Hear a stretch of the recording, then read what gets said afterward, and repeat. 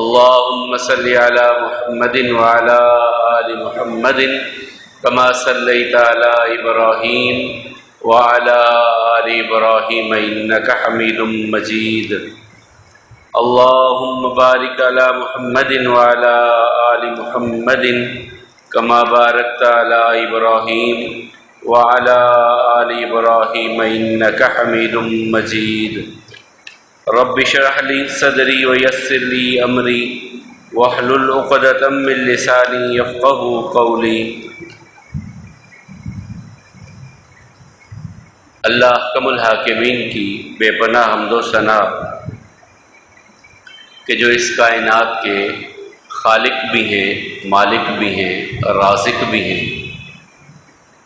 لاکھوں کروڑوں درود و سلام امام الانبیاء والمرسلین امام اعظم جناب محمد کریم علیہ تحیۃ و تسلیم پر، رحمت، مغفرت، بخشش کی دعا صحابہ کرام، تابعین عظام، ائمہ مجتہدین اور تمام مرحومین مسلمین کے لیے، پوری انسانیت کے لیے امن، ایمان اور ہدایت کی دعا کے بعد آپ احباب کے لیے بھی دعا گو ہوں کہ مالک جو تیرے گھر میں آئے ہیں ان کی اس محبت کو قبول فرما اور ان کے دکھوں کو دور فرما، اور جو شیطان کی قید میں ہمارے بھائی ہیں مسجدوں سے دور، وہ یقیناً شیطان کی قید میں ہیں، اللہ انہیں شیطان کی قید سے رہائی عطا فرما اور اپنی محبت اور اپنے گھروں کی محبت عطا فرما۔ جس طرح میں نے رات بھی بات کی تھی آپ کے سامنے، صبح ختم نبوت کے حوالے سے کچھ باتیں آپ کے سامنے رکھنے کی کوشش کروں گا۔ نبوت ایک بہت بڑا منصب ہے، رسالت، نبوت ایک بہت بڑا منصب ہے، اور یہ انسان اپنی محنت سے حاصل نہیں کر سکتا کہ کوئی بندہ عبادت بہت کرے، بہت عبادت کرے تو وہ نبی بن جائے گا، وہ رسول بن جائے گا، ایسا نہیں ہے۔ یہ انتخاب ہے اللہ احکم الحاکمین کا، اور اس کے لیے اللہ تعالیٰ نے قرآن کریم میں دو لفظ استعمال کیے ہیں، اللہ یجتبی اور یصطفیٰ۔ استفا، یستفی، استفان کسی کو چن لینا، اجتبا، یجتبی، استبان کسی کا انتخاب کر لینا، اور یہ اللہ تعالیٰ کا انتخاب ہوتا ہے۔ انسان کی محنت، انسان کی کوشش، انسان کی عبادت، لگن، ریاضت وہ اسے یہ مقام نہیں دلا سکتی، اور اس سلسلے میں سب سے پہلے نبی سیدنا آدم علیہ السلام ہیں۔ پہلے نبی آدم علیہ السلام۔ یہیں سے اس بات کا اور اس کی اہمیت کا اندازہ لگا لیجئے۔ نبی آتے ہیں انسانوں کو اللہ کی راہ دکھانے کے لیے، اللہ کا راستہ بتانے کے لیے کہ اللہ تعالیٰ تم سے چاہتے ہیں کہ تم ایسی زندگی گزارو۔ نبی اس لیے آتے ہیں، لیکن ابھی لوگ نہیں آئے، انسان ابھی بہت ابتدا میں ہے کہ اللہ نے نبوت کا معاملہ پہلے کیا، انسان بعد میں دنیا میں آیا۔ آدم علیہ السلام سے آگے سلسلہ چلنا تھا نا، اولاد تو ابھی ہوئی نہیں، لیکن نبوت عطا کر دی کہ کوئی لمحہ ایسا خالی نہ رہے کہ ہدایت کے طالب آئیں تو انہیں کوئی ہدایت دینے والا نہ ہو۔ آدم کی اولاد سے پہلے آدم کی اولاد کے لیے آدم کو نبوت عطا کر دی گئی۔ کل کوئی یہ نہ کہے یا اللہ ہم تو ہدایت دینا چاہتے تھے، تیری طرف سے کوئی سلسلہ ہی نہیں تھا۔ اس سلسلے کو پہلے بنایا۔ یہ سلسلہ چلتے چلتے چلتے چلتے مختلف قوموں، مختلف احباب، علاقے، ایک لمٹ کے ساتھ، انبیاء کرام ایک لمٹ کے ساتھ اس بستی میں آ گئے، دوسری بستی میں دوسرا، تیسری میں تیسرا، اس قبیلے میں ایک، دوسرے قبیلے میں دوسرا، تیسرے قبیلے میں تیسرا۔ کبھی ایسا بھی ہوا کہ ایک ایک بستی میں 3 نبی ایک ایک وقت میں بھیجے گئے۔ سورہ یاسین میں ہم ان کا تذکرہ پڑھتے ہیں، جس کے بارے میں اللہ تعالیٰ نے فرمایا فَعَزَّزْنَا بِثَالِثٍ، ہم نے تیسرے کو بھی بھیجا، 2 بھیجے، قوم نہیں مانی، ہم نے تیسرے پیغمبر کو بھیج دیا۔ اور اس معاملے کی تکمیل ہو گئی محمد رسول اللہ صلی اللہ علیہ وسلم پر آ کر کے۔ وہ جو دین اسلام آدم علیہ السلام سے چلا تھا، جس طرح nursery, prep, 1 standard, 2 standard, 5 standard, اور اس سے بڑھتے بڑھتے وہ آخری ڈگری PhD پہ پہنچ جاتا ہے، وہاں پہ آ کر سلسلہ مکمل ہو جاتا ہے۔ انسانیت کے لیے نبیوں کا جو سلسلہ چلا آدم علیہ السلام سے، وہ چلتے چلتے چھوٹے چھوٹے صحیفوں سے بڑی کتابوں سے ہوتے ہوئے قرآن کریم پر آ کر کے مکمل ہو گیا۔ جو آدم علیہ السلام سے نبوت کا سلسلہ چلا وہ مکمل ہو گیا محمد رسول اللہ صلی اللہ علیہ وسلم پر۔ اور اس کی مثال دی کریم آقا علیہ السلام نے، فرمایا ایک بہت خوبصورت بندہ گھر بناتا ہے، لوگ آتے ہیں اس گھر کو دیکھتے ہیں، کہتے ایک اینٹ یار یہ رہ گئی ہے، یہ اینٹ لگ جاتی تو یہ گھر مکمل تھا۔ اللہ نے وہ آخری اینٹ مجھ کو لگا دیا، اب یہ نبوت کا محل مکمل ہو گیا، اب اس میں کسی اینٹ کی کوئی گنجائش نہیں ہے۔ اور دوسری جگہ پہ آقا فرماتے ہیں لی خمسۃ اسماء، اللہ تعالیٰ نے مجھے 5 نام عطا کیے ہیں۔ نام تو بہت ہیں، لیکن ایک حدیث میں 5 ناموں کا ذکر کر رہے ہیں کریم آقا علیہ السلام۔ فرمایا انا محمد صلی اللہ علیہ وسلم، میں محمد ہوں۔ محمد کائنات میں سب سے زیادہ جس کی تعریف کی جائے، محمد کیا؟ کائنات میں سب سے زیادہ جس کی تعریف کی جائے۔ انا احمد، میرا دوسرا نام احمد ہے، اور یہ قرآن کریم میں بھی ہیں دونوں۔ عیسیٰ علیہ السلام کی بشارت کے ضمن میں سورہ صف میں اللہ تعالیٰ نے کہا کہ جب عیسیٰ علیہ السلام آئے تو انہوں نے اپنی قوم سے کہا یا قومی انی رسول اللہ علیکم، اے میری قوم میں تمہاری طرف، اے بنی اسرائیل میں تمہاری طرف اللہ کا رسول بن کے آیا ہوں، مصدقا لما بین یدی من التوراۃ ومبشرا برسول یاتی من بعد اسمہ احمد، میں اپنے بعد ایک احمد صلی اللہ علیہ وسلم کے آنے کی تمہیں خوشخبری دینے کے لیے آیا ہوں۔ احمد جو سب سے زیادہ حمد سے احمد سب سے زیادہ اپنے رب کی تعریف بیان کرے، اپنے رب کی حمد بیان کرے۔ پھر فرمایا انا الماہی الذی یمحو اللہ بہ الکفر، میں ماہی ہوں مٹانے والا۔ وہ ماہی ہمارے والا نہیں ہے، وہ ہا دوسرا ہوتا ہے، یہ ہا حلوے والا آئے گا، اس کے ساتھ ماہی ہے مٹانے والا۔ یمحو اللہ بہ الکفر، اللہ نے میرے ساتھ کفر کو مٹا دیا۔ چوتھا نام فرمایا انا الحاشر الذی یحشر الناس علی قدمی، میرا چوتھا نام حاشر ہے۔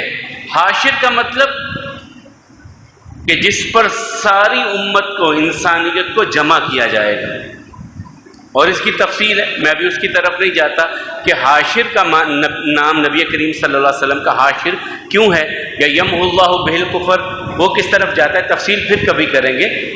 پانچواں نام فرمایا انا العاقب، یہ بھی ہمارے آقا کے ناموں میں سے ایک نام ہے، عاقب۔ عاقب الذی لیس بعدہ نبی، عاقب وہ ہوتا ہے کہ جس کے بعد کوئی پھر نبی نہیں ہے۔ تو ہم نے کیا بات سمجھی؟ اللہ تعالیٰ نے قرآن کریم میں کہا کہ میں نے محمد صلی اللہ علیہ وسلم کو وما کان محمد ابا احد من رجالکم ولکن رسول اللہ وخاتم النبیین، محمد صلی اللہ علیہ وسلم تم میں سے کسی مرد کے باپ نہیں ہیں، عورتوں کے باپ تو ہیں، بیٹیاں تو اللہ نے عطا کی ہیں، لیکن صلبی طور پہ اللہ نے جو بیٹے دیے وہ بچپن میں لے لیے، بچے کوئی بھی جوانی کی عمر کو نہیں پہنچ سکے، ابھی ذکور تھے، چھوٹے تھے، تو اسی حالت میں اللہ نے انہیں اپنے پاس بلا لیا۔ اور محمد صلی اللہ علیہ وسلم کیا ہیں؟ خاتم النبیین ہیں، نبیوں کے سلسلے کو مکمل کرنے والے ہیں، ان پر یہ سلسلہ ختم ہو گیا۔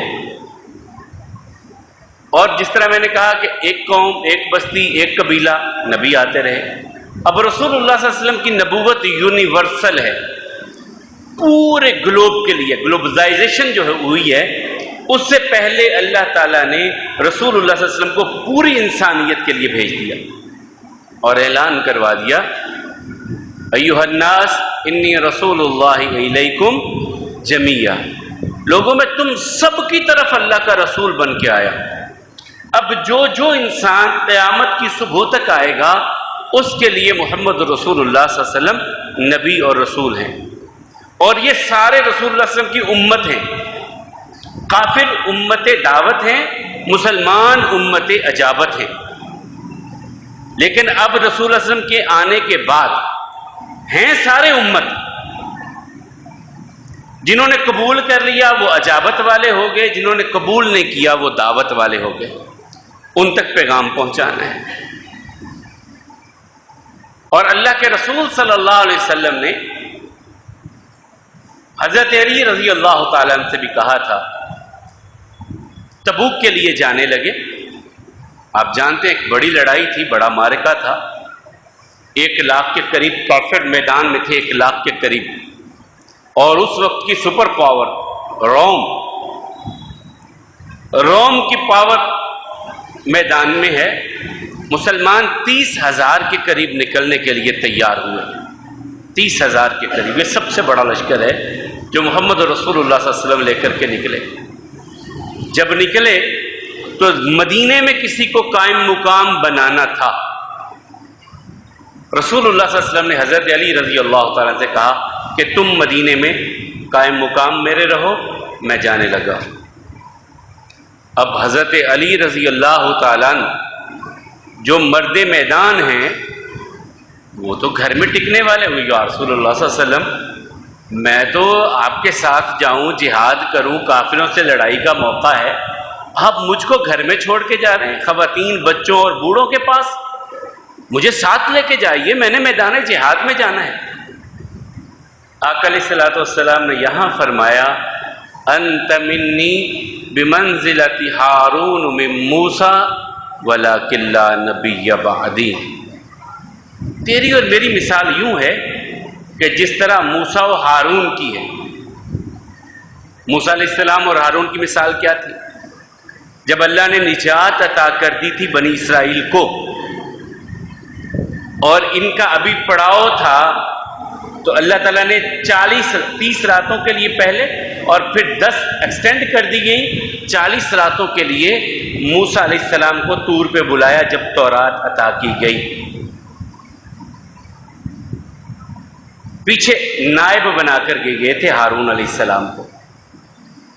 تو آقا کہنے لگے میں جانے لگا ہوں، تو اپنا نائب جس طرح موسیٰ علیہ السلام طور پہ جانے لگے تھے، نائب ہارون کو بنایا تھا، میں تبوک میں جانے لگا ہوں، اپنا نائب علی تجھے بنا کے جا رہا ہوں۔ لیکن اب اشکال آ سکتا تھا کہ موسیٰ بھی نبی تھے، ہارون بھی نبی تھے، کیا رسول اللہ صلی اللہ علیہ وسلم بھی نبی ہیں اور علی بھی نبی ہیں رضی اللہ تعالیٰ؟ ساتھ ہی اس کو صاف کر دیا معاملے کو، فرمایا ولکن لا نبی بعدی، میرے بعد کوئی نبی نہیں ہے۔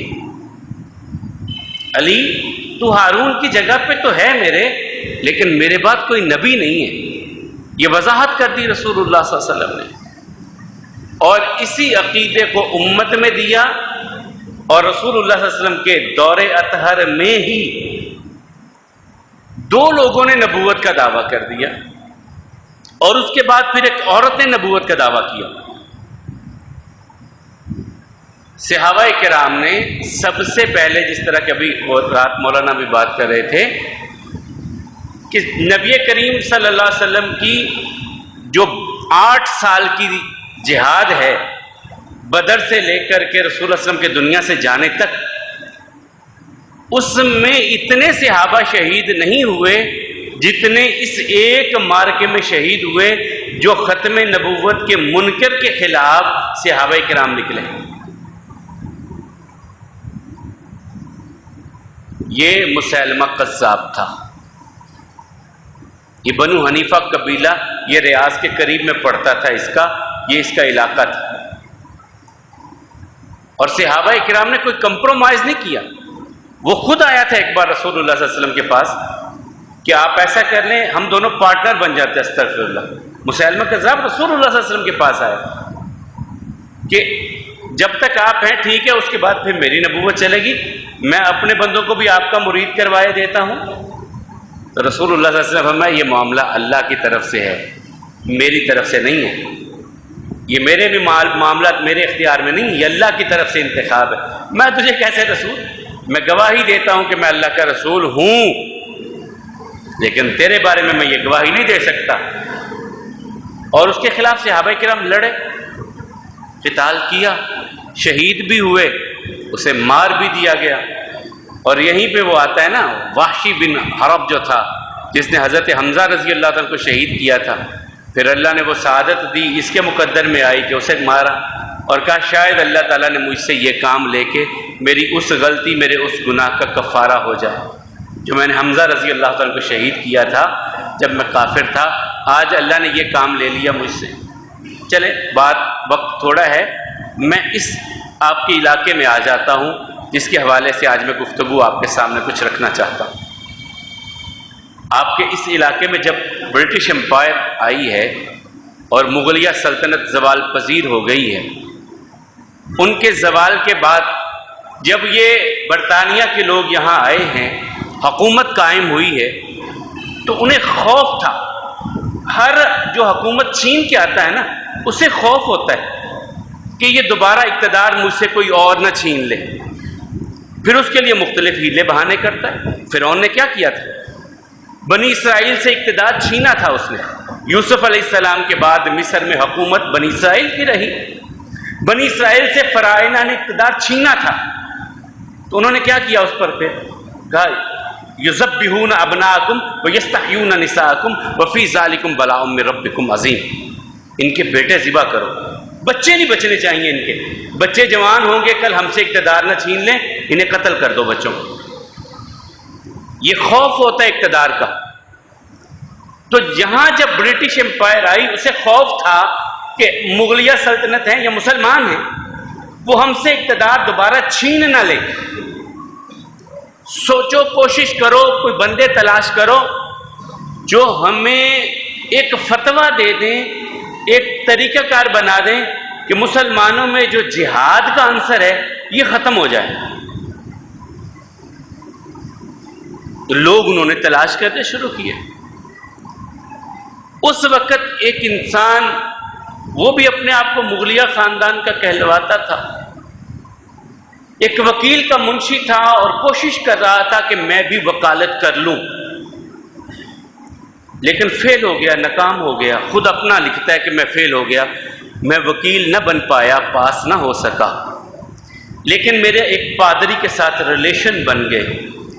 وہ انگریز پادری تھا اور کہنے والوں نے کہا کہ وہ انگلینڈ کی ایجنسی کا ایک بندہ تھا، اس نے اس کو منتخب کیا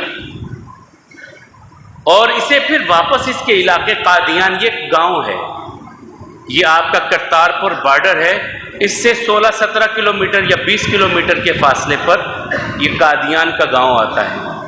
یہ کرتارپور کے بالکل قریب میں پڑتا ہے. وہاں پر اس بندے کو تدریجاً ابھارا گیا. ابتداءً اعلان کیا کہ میں مناظر اسلام ہوں، کوئی عیسائی مجھ سے بات کر لے، کوئی ہندو بات کرے، کوئی سکھ بات کرے، میں مناظرہ کروں گا. یوں تھوڑی تھوڑی شہرت ملتی گئی. اس سے آگے بڑھا، مجدد کے طور پہ اپنے آپ کو پیش کیا. مجدد سے بڑھا تو کہنے لگا میں ایک کتاب لکھنا چاہتا ہوں جس کی 50 والیوم ہوں گے، 50 جلدیں ہوں گی، لیکن میرے پاس اتنے پیسے نہیں ہیں کہ میں وہ کتاب چھپوا سکوں، اس کا انتظام کر پاؤں. جو بڑے بڑے نواب ہیں ریاستوں کے، جو بڑے بڑے رئیس ہیں مسلمان، ان سے میں اپیل کرتا ہوں کہ میرے ساتھ مالی تعاون کریں، میں وہ کتاب لکھوں، میری کتاب مسلمانوں میں پھیلے اور مسلمان جو ہیں وہ غیر مسلموں کو جواب دینے کے قابل ہو جائیں۔ لیکن اس کی 50 جلدیں ہوں گی، پیسے ایڈوانس میں مجھے دے دیں۔ یہ بڑا ایک نام ہو گیا کہ ایسا عالم بھی ہے جو 50 جلدوں میں کتاب لکھنا چاہتا ہے، اور بر صغیر میں اور پنجاب میں، اور ایسی کتاب وہ دعویٰ کرتا ہے کہ کوئی عیسائی کوئی ہندو میرے مقابلے پہ ٹھہر نہیں پائے گا، میں ایسی کتاب لکھنے لگا ہوں۔ بڑے بڑے نوابوں نے، رئیسوں نے، مسلمانوں میں جو کھاتے پیتے لوگ تھے، انہوں نے بہت پیسہ دیا اور اس کی دکانداری بن گئی۔ کہاں وہ 15 روپے مہینے پہ کام کرنے والا، کہاں یہاں ہزاروں روپے اکٹھے ہو گئے اس کے پاس۔ 15 روپے پہ ایک منشی جو ہے، ایک وکیل کا لگا ہوا، اس کے پاس ہزاروں روپے آ جائیں، اس کے پاؤں زمین پہ ٹکتے ہیں؟ وہ تو آگے سوچے گا یار یہ تو قوم اچھی بیوقوف بنایا، کچھ اور کریں، کچھ اور کریں، کسی اور طرح ان سے پیسہ میں اکٹھا کروں۔ اس نے کہا کہ وہ جو عیسیٰ علیہ السلام کے بارے میں کہا نا رسول اللہ صلی اللہ علیہ وسلم نے کہ وہ قرب قیامت آئیں گے عیسیٰ علیہ السلام، وہ تو فوت ہو گئے عیسیٰ علیہ السلام، میں ان کی جگہ پہ آیا، مسیح ان کی مثل بن کے، ان کی مثال بن کے میں آیا ہوں، آپ مجھے قبول کیجئے۔ لوگوں نے کہا اللہ کے بندے، عیسیٰ علیہ السلام نے آنا تھا، اترنا تھا، تو اترا نہیں ہے، تو پیدا ہوا ہے، اور وہ ابن مریم نے آنا ہے، تو ابن چراغ بھی ہے، کیسے یہ ممکن ہے؟ جس کے بارے میں آقا نے کہا ہے کہ وہ اتریں گے، ان کے بارے میں قسم اٹھا کر کے کہا، صحیح بخاری کی روایت ہے، والذی نفسی بیدہ لا یوشقن فیکم عیسی ابن مریم حکما عدلا، مجھے اس ذات کی قسم جس کے ہاتھ میں میری جان ہے۔ کون کہہ رہے ہیں؟ محمد صلی اللہ علیہ وسلم، تم میں عیسیٰ ابن مریم ضرور نازل ہوں گے۔ تو ابن مریم کائنات میں ایک ہی ہیں، کیونکہ ایک ہی وہ شخصیت ہے جو بغیر باپ کے جن کی پیدائش ہوئی اور ان کی نسبت ان کی والدہ کی طرف کی جاتی ہے، کیونکہ ان کے والد نہیں ہیں، عیسیٰ علیہ السلام کے والد نہیں ہیں، اور ان کی نسبت ان کی والدہ کی طرف کی جاتی ہے۔ اور دوسرا رسول اللہ صلی اللہ علیہ وسلم نے فرمایا تھا کہ ینزل عند منارۃ البیضاء بشرقی دمشق، یہ صحیح مسلم کی حدیث ہے کہ دمشق کی مسجد کے سفید مینار کے پاس اتریں گے۔ کہنے لگا میرا گھر بھی تو مسجد کے پاس ہی ہے، میں بھی وہاں پیدا ہوں، مسجد کے پاس ہی پیدا ہو گیا ہوں۔ تھا یہ ڈھیٹ قسم کا انسان اور انتہا درجے کا تیز ترار انسان تھا، اور اس کے پیچھے پوری یعنی حکومت کھڑی تھی جو اس سے یہ سارے معاملات کروا رہی تھی۔ اور یہ میں اپنی کوئی جذباتی بات نہیں کر رہا، یہ اس کے خود کے لفظ ہیں، وہ عربی عبارت ہے، میں صرف آپ کو مفہوم دیے دیتا ہوں۔ وہ کہتا ہے جو کچھ میں نے مسلمانوں میں کر دیا ہے نا، اللہ کی قسم اگر برطانوی حکومت کی تلوار میری حفاظت نہ کرتی، مسلمان میرے ٹکڑے ٹکڑے کر دیتے، مسلمان میرے ٹکڑے ٹکڑے کر دیتے، جو کچھ میں نے کر دیا ہے۔ یہ تو برطانوی حکومت کی عظمت کو سلام کہ اس نے مجھے بچایا ہے، یہ اس کے الفاظ ہیں۔ اور کہتا ہے اللہ کی قسم میں مکہ مدینہ میں بیٹھ کے یہ کام نہیں کر سکتا تھا، یہ تو ان کا سایہ ہے ملکہ کا میرے سر پہ کہ جس کی وجہ سے میں یہ سارا کام کر رہا ہوں، اور جہاد سے لوگوں کو روک رہا ہوں۔ مسلمانوں میں مناظرے، بحثیں، جھگڑے یہ ایسے شروع کروا دیے کہ وہ مسلمان بھول گئے کہ ہم سے اقتدار انگریزوں نے چھینا تھا، وہ یہ بات ہی بھول گئے۔ اور ایسا عجیب انسان تھا یہ کہ جہاں جہاں قرآن کریم میں اللہ تعالیٰ نے جو جو باتیں رسول اللہ صلی اللہ علیہ وسلم سے کہی تھیں، وہ کہتے نہیں یہ تو مجھ سے، میرے بارے میں اللہ تعالیٰ نے کہی ہے۔ مثلا اللہ تعالیٰ کہتے ہیں محمد الرسول اللہ والذین معہ اشداء علی الکفار رحماء بینہم تراہم رکعا سجدا یبتغون فضلا من اللہ ورضوانا، کہتا ہے یہاں اللہ تعالیٰ نے مجھے محمد صلی اللہ علیہ وسلم کہا ہے۔ پھر اللہ تعالیٰ نے کہا، دوسری آیہ مبارکہ جو ابھی سورہ صف کی میں نے پڑھی تھی، جس میں حضرت عیسیٰ علیہ السلام نے کہا وَمُبَشِّرًا بِرَسُولٍ يَأْتِي مِن بَعْدِهِ اسْمُهُ احمد، کہ میں تمہیں خوشخبری دینے آیا ہوں کہ میرے بعد احمد صلی اللہ علیہ وسلم آئیں گے۔ کہا اس میں میرا نام احمد ہے، یہ محمد صلی اللہ علیہ وسلم نہیں ہے، میں ہوں اس جگہ پہ۔ پھر اللہ تعالیٰ کی طرف سے جو کہا گیا کہ وَمَا أَرْسَلْنَاكَ إِلَّا رَحْمَةً لِّلْعَالَمِينَ، کہا اس میں رحمت للعالمین اللہ نے مجھے کہا ہے۔ یہ ساری باتیں میں اس کی تحریروں سے آپ کے سامنے رکھ رہا ہوں، اور ممبر پہ کھڑا ہوں، ایک ایک لفظ کا میں ضامن ہوں، ایک ایک لفظ کا ضامن ہوں، یہ اس کی ذاتی تحریریں ہیں۔ اور ایسا ناہنجار انسان تھا کہ جو مسلمانوں میں فساد اور فتنے کا بیج تو اس نے جو بویا سو بویا۔ انبیاء کرام کے بارے میں جو اس نے لغویات بکی آپ تصور نہیں کر سکتے، کہ ان مقدس ہستیوں کے بارے میں کیا کچھ کہا اس نے۔ اور پھر اتنے جھوٹ، اور میں ایک اپنے تجربے کی بات کہتا ہوں، شاید آپ مانے نہ مانے، کہ میں نے دنیا میں مرزائی علماء سے بڑھ کر اور مرزے سے بڑھ کر جھوٹا، میں اپنی زندگی کی بات کرتا ہوں، میں نے کوئی بندہ نہیں دیکھا۔ اتنے جھوٹ بولتے ہیں، ایک لمحے میں ادھر بات کریں گے ادھر مکر جائیں گے، ادھر بات کریں گے ادھر مکر جائیں گے۔ میں اپنے ذاتی تجربے کی بات کر رہا ہوں آپ کے ساتھ۔ ایسے ایسے جھوٹ، یعنی یہ جو رسول اللہ صلی اللہ علیہ وسلم کو اللہ تعالیٰ مخاطب ہو رہے ہیں، کہتے ہیں نہیں یہ تو میں ہوں۔ اب کیا کہیں گے اس پر؟ اور ایک وقت آیا کہ اس نے گورنر جنرل پنجاب کو لیٹر لکھا، خط لکھا۔ اس دور کا گورنر جنرل پنجاب، یعنی آپ کا مشرقی پنجاب بھی آ جاتا ہے اور یہ آپ کا مغربی پنجاب بھی آ جاتا ہے، پورے پنجاب کا گورنر جنرل تھا۔ اس کو خط لکھتا ہے کہ ہم آپ کے لگائے ہوئے، آپ کے ہاتھ کے لگائے ہوئے پودے ہیں، اپنے نیچے اہلکاروں کو کہہ دیجئے ہمارا خیال رکھا کریں۔ یہ میرے پاس خط پڑا ہوا ہے، جس کی میں بات آپ سے کر رہا ہوں۔ وہ گورنر جنرل کو لکھتا ہے کہ ہم آپ کے لگائے پودے ہیں، اپنے نیچے اہلکاروں کو کہیے ہیں، جتنے بھی آپ کے نیچے اہلکار ہیں، کہ ہمارا خیال رکھا کریں کہ ہم تو آپ کے لگائے ہوئے ہیں۔ اور پھر اس نے ورلڈ وار 1 ورلڈ وار 2 میں مسلمانوں کا روپ دھارا تھا۔ اس کے بندوں نے جتنی زیادہ برٹش امپائر کے لیے جاسوسی کی آپ سوچ نہیں سکتے۔ مسلمانوں کو کہاں کہاں خلافت عثمانیہ کے لیے کیا کچھ ان لوگوں نے کیا آپ سوچ نہیں سکتے۔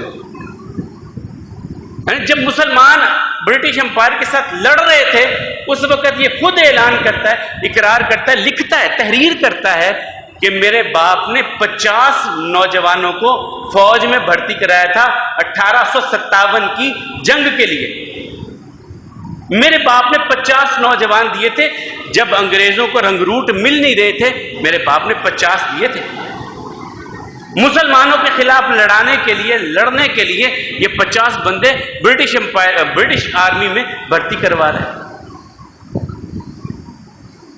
پھر بڑے بڑے معاوضے ملتے تھے اس کے، اس کے بھائی۔ وہ کہتا ہے کہ میں نے جہاد کے خلاف اتنی کتابیں اور برٹش حکومت کے حق میں اتنی کتابیں لکھی ہیں کہ اس سے الماریاں بھر جائیں، اور میں نے لاکھوں روپیہ، اس دور میں جب یہ خود کتنے روپے پہ تھا، 15 روپے پہ منشی تھا جب یہ، اس وقت کہتے ہیں میں نے لاکھوں روپے لگائے ہیں لوگوں کے ذہنوں سے جہاد کے لفظ کو ختم کرنے کے لیے، اور ملکہ برطانیہ کی عزت ان کے ذہنوں میں بٹھانے کے لیے میں نے لاکھوں روپے خرچ کیے ہیں۔ لیکن اس کے ساتھ ساتھ یہ رنگیلا بھی بڑا تھا،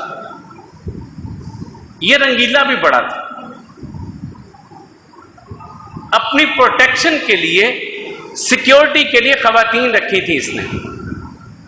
اور یہ اس کے بیٹے نے لکھا ہے، میں اپنی بات نہیں کرتا، اس کا بیٹا لکھتا ہے کہ خواتین ہوتی تھی رات کو پہرا دینے کے لیے، رات کے پہرے کے لیے عورتیں رکھی تھیں جو حضرت صاحب کے کمرے کے ارد گرد رہا کرتی تھی۔ ایک خاتون تھی کوئی، وہ واپس کچھ دیر ڈیوٹی کی انہوں نے اور واپس جانے لگی، چلی گئیں، تو حضرت صاحب کے دل میں ایک تڑپ تھی. یہ بیٹا لکھتا ہے ان کا، تو کہا اس کا دوپٹہ میرے کمرے کی الماری سے لٹکا دو. ایک آگے تعویل کر جاتا ہے، کہتا ہے وہ اس لیے کہ انہوں نے بڑی خدمت کی نا ابا جی کی، تو ابا جی کہتے ہیں دوپٹہ سامنے اس کا لگا ہوگا تو وہ مجھے یاد آئے گی تو میں اس کے لیے دعا کیا کروں گا. پتہ نہیں کون سی دعا کرنی. دوپٹہ اس خاتون کا جو رات کو پہرا دیتی تھی اپنی کھڑکی کے ساتھ لٹکوا رہا ہے. رنگین مزاج ایسا ہے دبوانے کے لیے کہ میں تھک جاتا ہوں، خواتین کو رکھا ہے کہ رات کو مجھے دبایا کریں.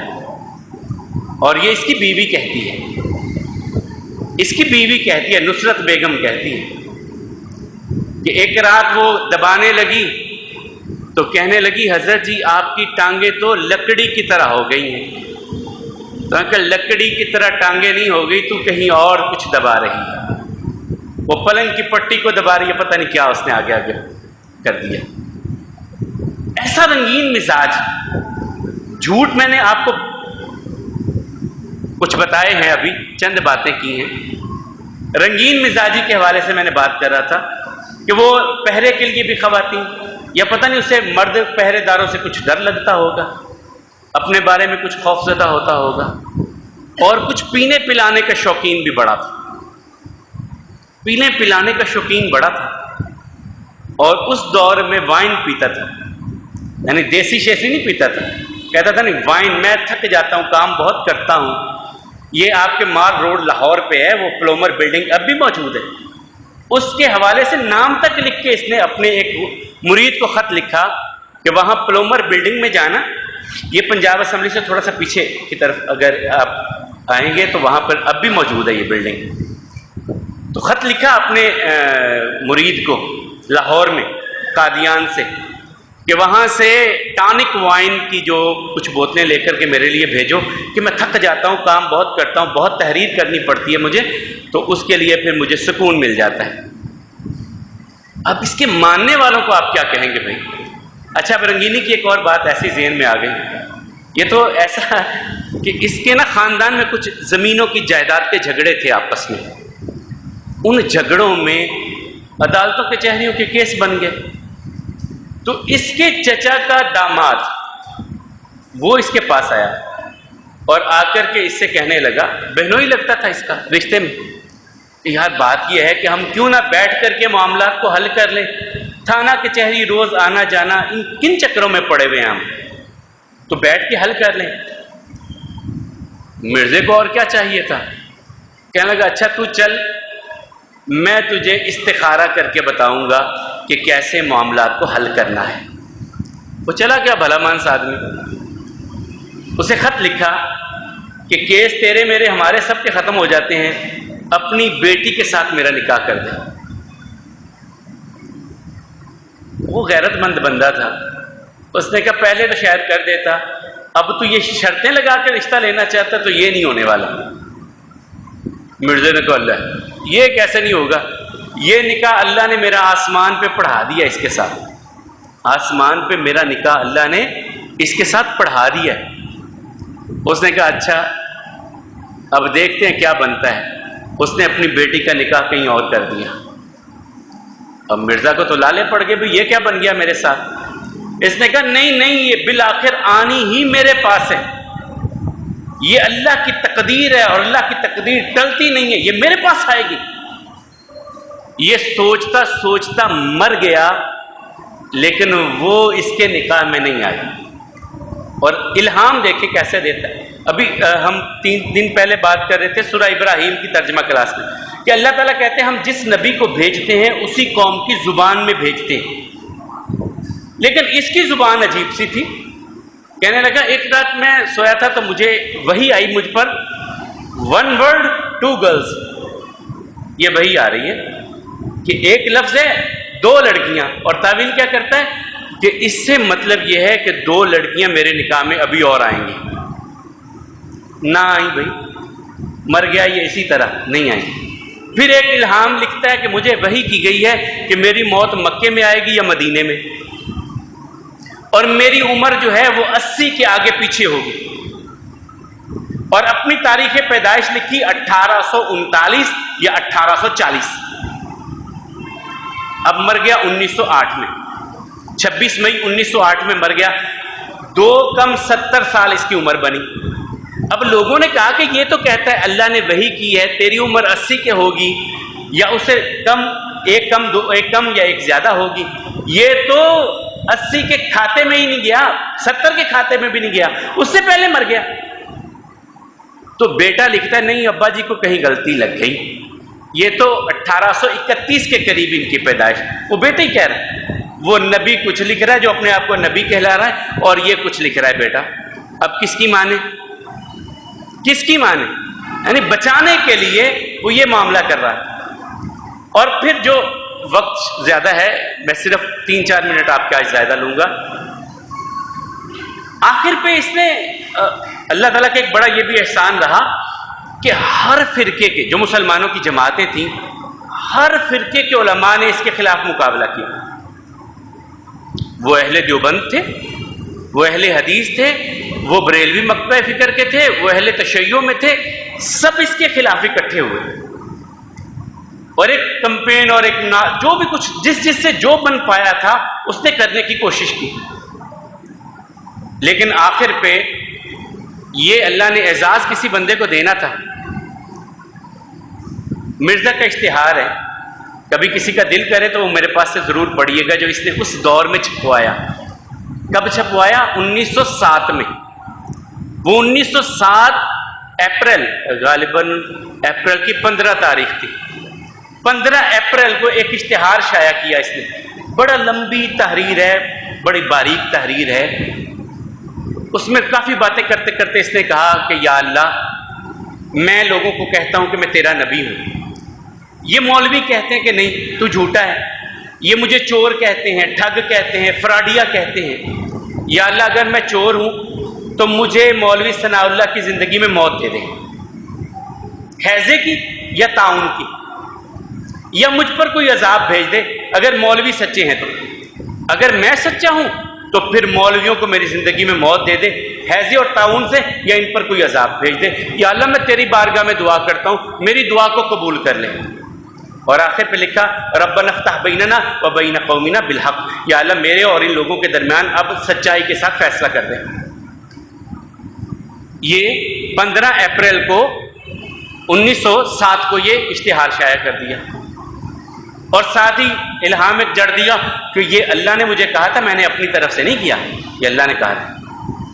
اور اللہ کی قدرت کیا ہوئی کہ اس کے 1 سال 1 ماہ کے بعد اسے ایک خواب یا الہام یا جو بھی اسے نام دے، وہ آیا الرحیل الرحیل، کہ اب تیرے جانے کا وقت آ گیا. یہ گھبرا گیا. یہ قادیان سے نکلا تو لاہور آ گیا کہ لاہور میں شاید کوئی ہوا بدلی ہو جائے، کوئی معاملات میرے.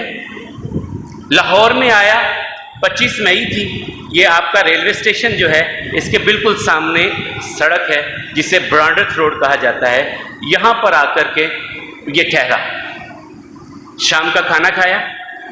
کھانا کھانے کے بعد حالت تبدیل ہو گئی. یہ اب اس کی بیوی اور بیٹے کے لفظ ہیں جو میں آپ کے سامنے رکھ رہا ہوں. کھانا کھایا، کھانا کھانے کے بعد حالت تبدیل ہوئی اور کیا آنی شروع ہو گئی. 1 2 3 کیا آئی، اور اس کے ساتھ دست آنے لگے.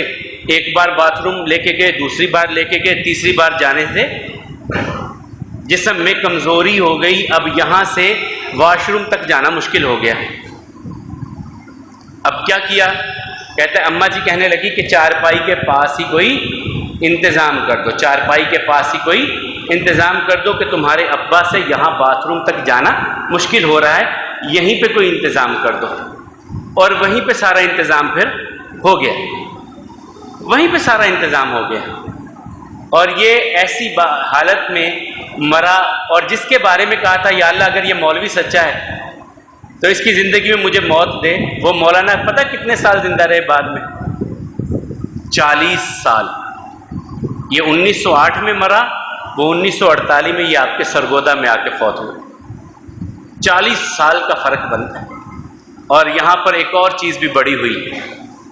آقا کریم علیہ السلام جب دنیا سے رخصت ہوئے تو قبر اطہر کے لیے جب جگہ کا معاملہ صحابہ کرام میں ڈسکس ہونے لگا کہ کہاں تدفین کی جائے، بقیع میں کی جائے، گھر میں کی جائے، مسجد میں کی جائے، کوئی علیحدہ سے کسی جگہ میں تدفین کی جائے رسول اللہ صلی اللہ علیہ وسلم کی۔ اصول کافی کی روایت ہے، حضرت علی رضی اللہ تعالیٰ کہتے ہیں کہ اللہ تعالیٰ اپنے نبی کے لیے سب سے بہترین جگہ کا انتخاب کرتے ہیں۔ اور دوسری روایت حضرت ابوبکر رضی اللہ تعالیٰ کی ہے کہ میں نے رسول اللہ صلی اللہ علیہ وسلم سے سنا نبی جہاں فوت ہوتے ہیں وہیں دفن کیے جاتے ہیں۔ اب رسول اللہ صلی اللہ علیہ وسلم کی چارپائی کو ہٹایا گیا اور وہیں پہ قبر اقدس کو بنایا گیا۔ یہ سچے نبی کے لیے ہوتا ہے، اور جھوٹوں کو پھر ٹرین میں رکھ کر کے قادیان لے جانا پڑتا ہے۔ بات مختصر، ہمارا عقیدہ، ہمارا ایمان ختم نبوت پر، محمد رسول اللہ صلی اللہ علیہ وسلم اللہ کے آخری نبی ہیں، اس عقیدے پر کوئی کسی قسم کا کمپرومائز نہیں۔ اور خوبصورت ترین بات امام ابو حنیفہ رحمہ اللہ کی، انہوں نے کہا کہ کوئی یہ دعویٰ کرے کہ میں نبی ہوں، اس سے دلیل بھی نہیں مانگنی۔ دلیل مانگنے کا مطلب یہ ہے کہ آپ کے ذہن میں کوئی شک آ گیا ہے، دلیل بھی نہیں مانگنی۔ یہ امام ابو حنیفہ رحمہ اللہ کا فتویٰ ہے کہ اس سے دلیل بھی، اللہ کے نبیوں کا سلسلہ محمد رسول اللہ صلی اللہ علیہ وسلم پر مکمل ہو گیا۔ اس کے بعد جو بھی ہے وہ دجال ہی دجال ہے، وہ اللہ کا نبی نہیں ہو سکتا۔ یہ عقیدہ اپنے ذہنوں میں۔ اور یہ تو کبھی چلے بات آئے گی اس جماعت کے سیاسی نقصانات اور پاکستان کے لیے کیا کیا نقصانات ہیں آپ سوچ نہیں سکتے۔ دین کے لیے تو جو کچھ انہوں نے کرنا تھا کرنا تھا۔ کبھی آپ ہسٹری پڑھیے کہ ایم احمد، چلے اس سے پہلے آپ کا پہلا وزیر خارجہ سر ظفر اللہ خان، اس نے کیا کیا بیج بوئے ہیں۔ اور یہ جو آپ کا چناب نگر ہے، اس کا پٹا اور جو 99 سال کے لیے اس جماعت کو دیا گیا ہے، اور اس میں جو جو شرائط ہیں، وہاں پہ ظفر اللہ خان نے جو جو کچھ کیا ہے۔ اس کے بعد چلے جائیں، آپ کا سیکٹری خارجہ بنا تھا اور سیکٹری خزانہ بھی بنا تھا ایم احمد، وہ مرزے کا پوتا تھا، اس نے کیا کیا کچھ کیا۔ اور 71 کے معاملات میں جب آپ کا ڈیلیگیشن مجیب الرحمان سے ملاقات کے لیے ملنا چاہتا تھا اور چاہتا تھا کہ کسی طرح مشرقی پاکستان اور مغربی پاکستان اکٹھے رہیں، اس میں جو جو لوگ تھے اور مجیب الرحمان نے جن پر اعتراض کیا تھا کہ یہ لوگ نہیں ہونے چاہیے، اور آپ کے لوگوں نے کہا تھا یہ ہوں گے تو ہم بات کریں گے، ان میں وہ کون کون سے قادیانی تھے، میں تو ابھی وقت تھوڑا ہے، میں آپ کے سامنے وہ باتیں نہیں رکھ سکتا۔ اور پھر وہ 1974 کا وہ نیشنل میڈیکل کالج کا جو معاملہ تھا، آپ کے اسی حافظ آباد میں وہ ڈاکٹر صاحب ہیں، نام کیپٹن خالد فاروق صاحب، وہ اس وقت نیشنل میڈیکل کالج کی یونین کے ناظم تھے۔ جب نیشنل میڈیکل کالج کے طلباء وزٹ کے لیے جا رہے تھے، مری کی طرف جا رہے تھے ملتان سے ٹرین کے ذریعے سے، اور وہ ٹرین رکی ربوہ میں، اس وقت ربوہ تھا، اب چناب نگر ہے، تو وہاں انہوں نے لٹریچر دینا شروع کر دیا۔ بچے جذباتی تھے میڈیکل کالج کے، انہوں نے لینے سے انکار کر دیا کہ ہم نے مرزا کی بات نہیں پڑھنی، پکڑو، ایسا کچھ ہوا۔ تو انہوں نے کہا اچھا ہماری بات نہیں سنی۔ انہوں نے اس کا پورا ڈیٹا نکلوایا کہ یہ کب جو ہیں بچے واپس آئیں گے۔ جب وہ ٹرین واپس آئی، اسے ربوے اسٹیشن پہ روکا گیا، ان بچوں کو مارا گیا، ہاتھ پاؤں توڑے گئے، سر پھاڑے گئے، خون آلود کیا گیا ان بچوں کو۔ میڈیکل کالج، کسی مدرسے کے بچے نہیں تھے، میڈیکل کالج کے بچے تھے، نیشنل میڈیکل کالج آپ کو ملتا ہے۔ وہ لہو لہان بچے جب فیصل آباد پہنچے اور اسٹیشن پہ جا کے انہوں نے اپنی بپتا سنائی، پھر یہ تحریک 1974 کی بنی، اور اس تحریک کے نتیجے میں انہیں پھر آپ کی قومی اسمبلی نے طویل ترین بحث کے بعد، اور پھر یک طرفہ موقف نہیں، ان کو بھی بلا کے ان کا موقف بھی سنا، اپنا موقف علماء نے بیان کیا، ان کے لوگوں نے اپنا موقف بیان کیا، پوری بحث ہونے کے بعد پھر انہیں اقلیت قرار دیا گیا، غیر مسلم قرار دیا گیا۔ اور میں آخر پہ پھر کہوں گا کہ میں نے اپنی 46 سالہ زندگی میں اتنے جھوٹے، اتنے مکار اور اتنے دغاباز انسان نہیں دیکھے جتنے کہ یہ قادیانی جھوٹے دغاباز اور مکار ہوتے ہیں۔ میں اپنی زندگی کی بات کروں، ان کا جو بڑا تھا وہ لمحہ لمحہ جھوٹ بولنے والا، جگہ جگہ جھوٹ بولنے والا، اور اس کے جو پیروکار ہیں وہ اس سے بڑے جھوٹے۔ صرف ایک بات کہتا ہوں، میں جو ابتدا میں کہا، اس نے کہا میں 50 جلدوں میں کتاب لکھنے لگا ہوں، لوگوں سے پیسے لے لیے، لاکھوں روپے اکٹھا کر لیا، جب لکھی تو 4 جلدیں لکھی، آگے لوگوں نے کہا جناب ہم نے پیسے دیے ہیں، کتابیں کدھر ہیں؟ ایک جلد اور لکھ کے 5 کر کے کہتا ہے 50 اور 5 میں فرق کیا ہے؟ میں نے وعدہ پورا کر دیا۔ اور یہ لفظ اس کے ذاتی ہیں، اس کے اپنے ہاتھ کے لکھے ہوئے ہیں، یہ اس کے اپنے ہاتھ کے لفظ لکھے ہوئے ہیں مرزا غلام احمد قادیانی کے، کہ میں نے تو پیسے 50 کے لیے ہیں، 5 دے کے میں نے پورا کر دیا اپنا کام۔ اس کو بھی انسان عقل حیران ہوتی ہے، میں سوچتا ہوں اور حیران ہوتا ہوں اور ماتم کرنے کو دل کرتا ہے ان لوگوں پہ جو اس کو بھی مان رہے ہیں۔ بھائی روؤں دل کو کہ پیٹوں جگر کو میں، مقدور ہو تو ساتھ رکھوں نوحہ گر کو میں۔ رونا آتا ہے ان لوگوں کی حالت پہ، اور خدا کی قسم اتنا چندہ لیتے ہیں ان سے۔ ہمارے ہاں تو مشہور ہے نا کہ وہ دیتے ہیں، وہ ان سے آپ سوچ نہیں سکتے ایک قبر کی قیمت کتنی کتنی ہے ان میں۔ اگر اللہ نہ کرے، اللہ ہم سب کے ایمان کی حفاظت فرمائے، ہماری اولادوں کے ایمان کی مالک حفاظت فرمائے۔ کوئی مرزئی مرتا ہے، اس کے دل کی خواہش ہوتی ہے کہ میں ربوے میں چناب نگر میں دفن ہونا چاہتا ہوں، اسے کتنی قیمت ادا کرنی پڑتی ہے سوچ سکتے ہیں آپ؟ اگر ایک انسان ارب پتی ہے، صرف 1 ارب روپے کا مالک ہے، اسے 10 کروڑ روپے دینا پڑے گا قبر بنوانے کے لیے۔ 10 کروڑ، 10واں حصہ اپنی کل جائیداد کا اسے دینا پڑے گا جماعت کو، پھر اس کی قبر چناب نگر میں بنے گی۔ 10واں حصہ اپنی جائیداد، اور اتنے چندے لیتے ہیں کہ آپ اور میں سوچ نہیں سکتے، اتنا کھاتے ہیں اپنی قوم کو۔ اللہ کا الحاکمین ہماری اولادوں کے عقیدوں کی بھی حفاظت فرمائے، ہمارے عقیدوں کی حفاظت فرمائے، ختم نبوت کے عقیدے پہ زندہ رکھیں، اسی پہ خاتمہ فرمائیں۔ مالک و مولا پریشان حال لوگوں کی پریشانیوں کو دور فرمائیں، دکھیاروں کے دکھوں کو دور فرمائیں، حاجت مندوں کی حاجتوں کو پورا فرمائیں۔ جو بے اولاد ہیں انہیں نیک صالح اولاد عطا فرمائیں، جن کی اولاد ہے والدین کی آنکھوں کی ٹھنڈک بنائیں۔ مالک و مولا جو بے روزگار ہیں انہیں حلال طیب اور وافر رزق عطا فرمائیے، تنگ دستوں کی تنگ دستی کو دور فرمائیے۔ ہم جو یہاں بیٹھے ہیں ہم سب کو صحت اور ایمان والی زندگی عطا فرمائیے، ہمارے گھروں میں اپنی رحمتیں نازل فرمائیے، برکتیں عطا فرمائیے۔ میں آخر پہ پھر معذرت چاہوں گا کہ میں 10 منٹ آپ کے زیادہ لے گیا، معذرت چاہوں گا، انشاءاللہ آئندہ کوشش کریں گے کہ اس سے کم آپ کو اسی وقت پہ ہی رکھا کریں۔ اللہ تعالیٰ ہم سب کے دلوں میں اپنی اور اپنے پیارے حبیب علیہ السلام کی محبت پیدا فرمائے۔ اقول قولی ھذا الحمد للہ استغفر اللہ لی ولکم ولسائر المسلمین۔